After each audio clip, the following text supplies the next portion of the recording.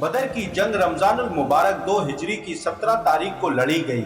लड़ाई से पहले पहल जब आसमान पर 17वीं का चांद चमक रहा था, नबी करीम सल्लल्लाहु अलैहि वसल्लम ने अल्लाह के हुजूर रोते हुए गिड़गिड़ाकर दुआएं की। आप नमाज से फारिग होकर अपने खेमे में बैठ गए और अल्लाह की नुसरत को आवाज दी। वो रात भी तारीख की अजीब रात थी। अहले ईमान इशा की नमाज के बाद नवाफिल, तिलावत, जिक्र इलाही और दुआ निजात में मशगूल थे।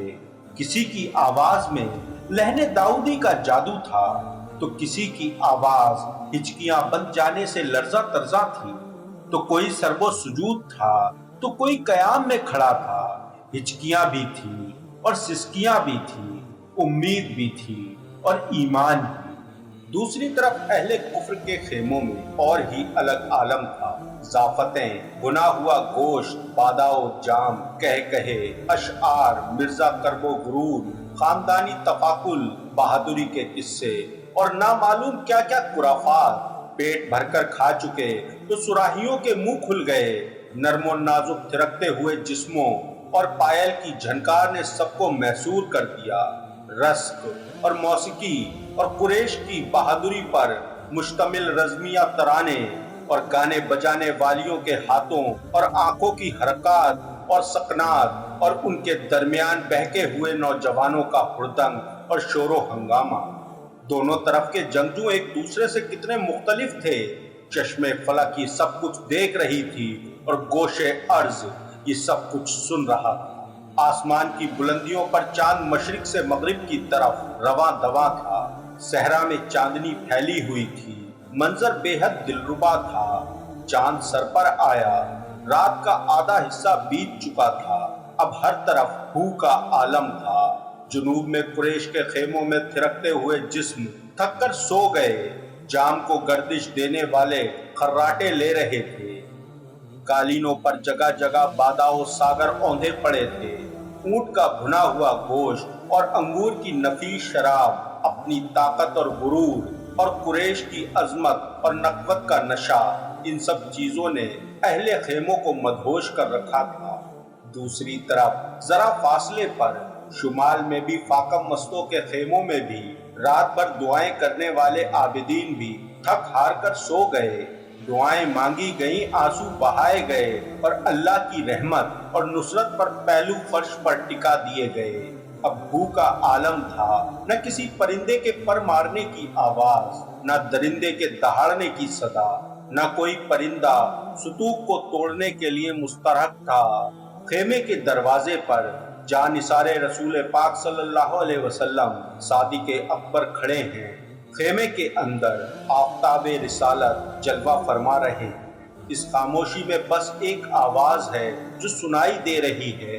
ये इस कायनात के सबसे बड़े और सबसे सच्चे इंसान मोहम्मदुर रसूलुल्लाह सल्लल्लाहु अलैहि वसल्लम की सदाए इल्तिजा है।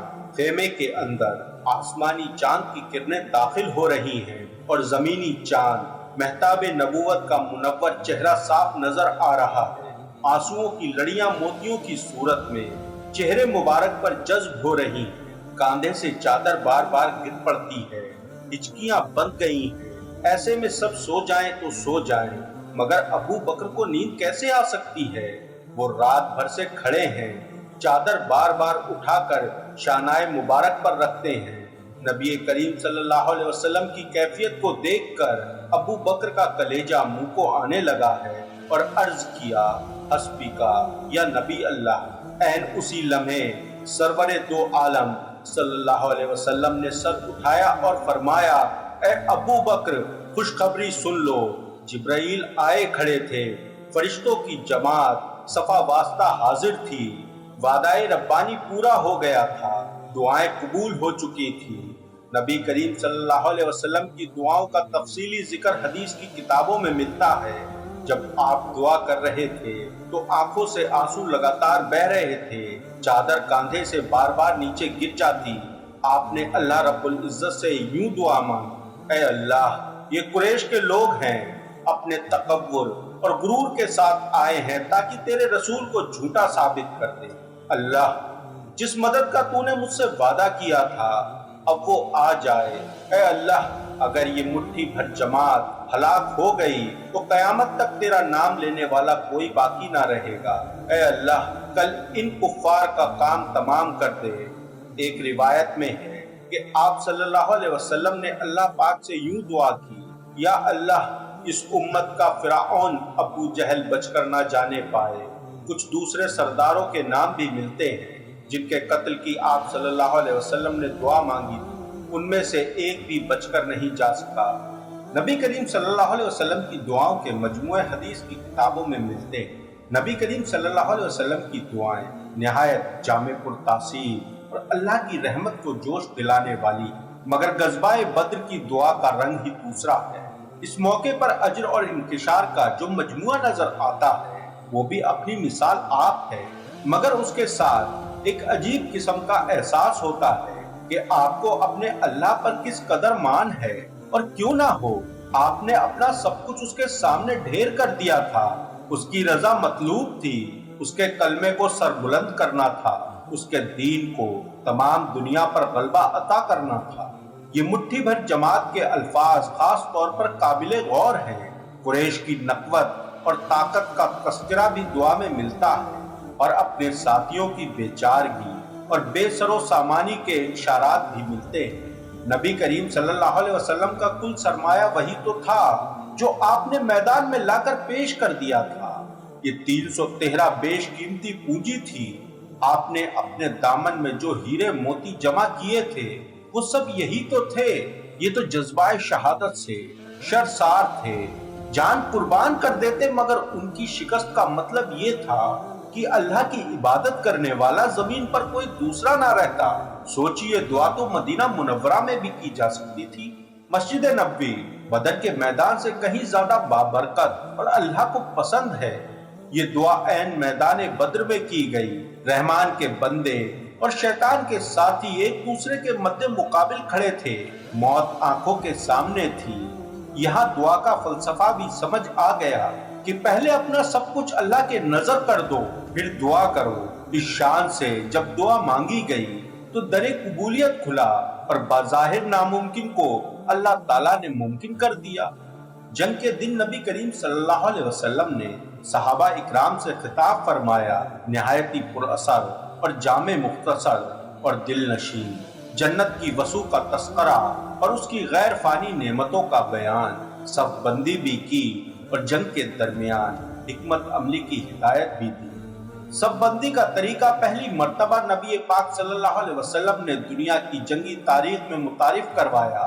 اس کے بعد سے لے کر آج تک یہ مختلف انداز کے ساتھ جنگ حکمت عملی میں استعمال کیا جاتا ہے۔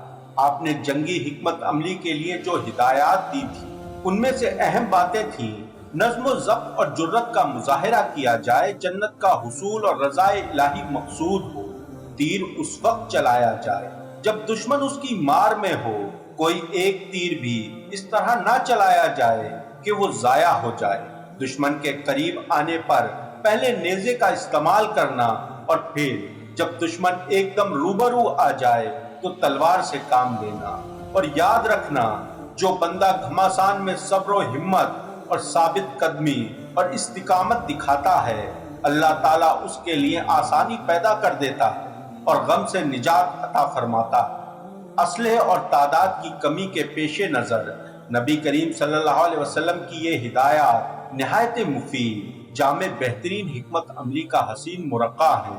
یہ بات بھی پیش نظر رہنی چاہیے کہ نبی کریم صلی اللہ علیہ وسلم نے اپنے خیمے کو بطور آپریشن روم یا کمانڈ پوسٹ کی طرح استعمال کیا، مگر کچھ لوگ یہ خیال کرتے ہیں کہ آپ عملاً میدان جنگ میں نہیں آئے۔